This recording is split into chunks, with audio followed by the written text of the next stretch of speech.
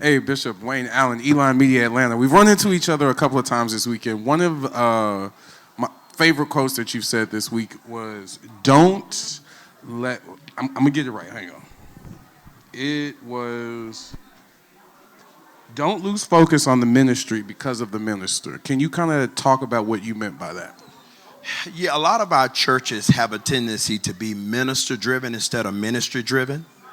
And because of that, if something happens with the pastor or if the pastor is not there, then people's engagement shifts because of the man. And that was never how God designed it to be. Jesus says, "Upon this rock, I will build my church." It's talking about being built on the truth. And so I do believe there is a holy distance sometimes our leaders need to have with us, just so that our people won't focus it and surround it with us. Many times we're disappointed by our leaders, but oftentimes that disappointment is there because we've put unhealthy expectations on them. And so I really push my church. I travel. I'm pastoring. Until last year, I was pastoring 3 churches at one time, one in D.C., one in Lynchburg, Virginia, and one in São Paulo, Brazil. And so my calendar schedule was posted. And our people knew when I wasn't going to be at church.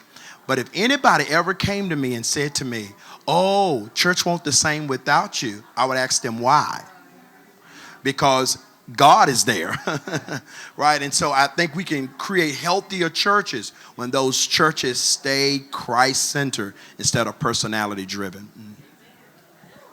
Yes, sir. That is good. Fred Willis, Soul Prosper Radio, Fort Worth, Texas. I want to ask you this. You lead a movement of music and ministry.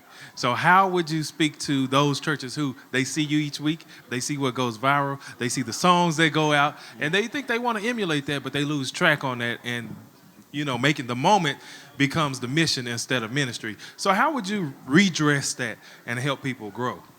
Oftentimes people miss moments by trying to capture moments. Anything you've seen from our church has been organic. So like the Keep Going video that went viral and P. Diddy reposted it. If the reason why I was up talking calmly is because the children's choir, it was time for them to sing and the people were still dancing. And so I was trying to transition the church service, but it was an organic moment. So we recorded "The Storm Is Passing Over," which became our single. But the song went viral a whole year on TikTok because somebody else cut it up. I want to thank them and ask them to send me $20 if they got a whole lot of money from me. Amen. Send your tithing. Amen. But no, you will never be successful fulfilling somebody else's assignment. And I think what social media has done, it has put us in this competition and in this imitation posture. Competition and imitation. So when I see what you're doing, I should be inspired by what you're doing. I should even be fueled by what you're doing. But I should not quickly try to copy what you're doing because I only have enough grace for my assignment.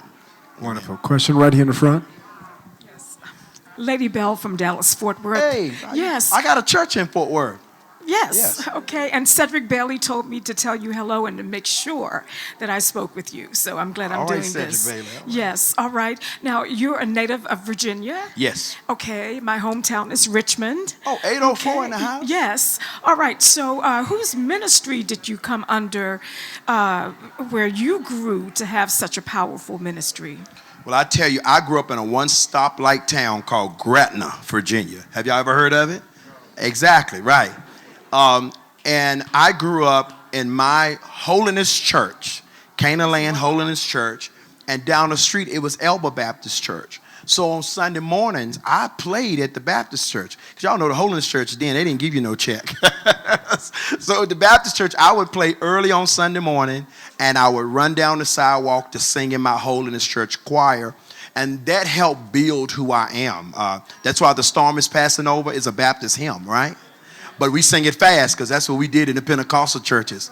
We would sing the Baptist hymns, but we would sing them real fast. And so that really is what built my faith.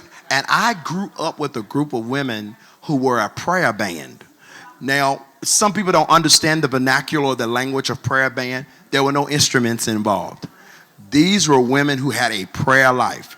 There was no hospital in my town. The nearest hospital was an hour away.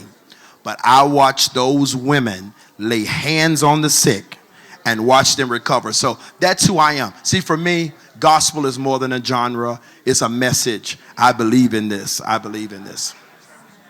Oh, I feel the Lord in this room. I know it's a media. Yes, I'm yes, trying to yes. move. I believe in this. Whew. Yes, sir. With that being said, how does music in your life, what songs that you have on your playlist, your go-to gospel song, other than your music? Gospel, okay.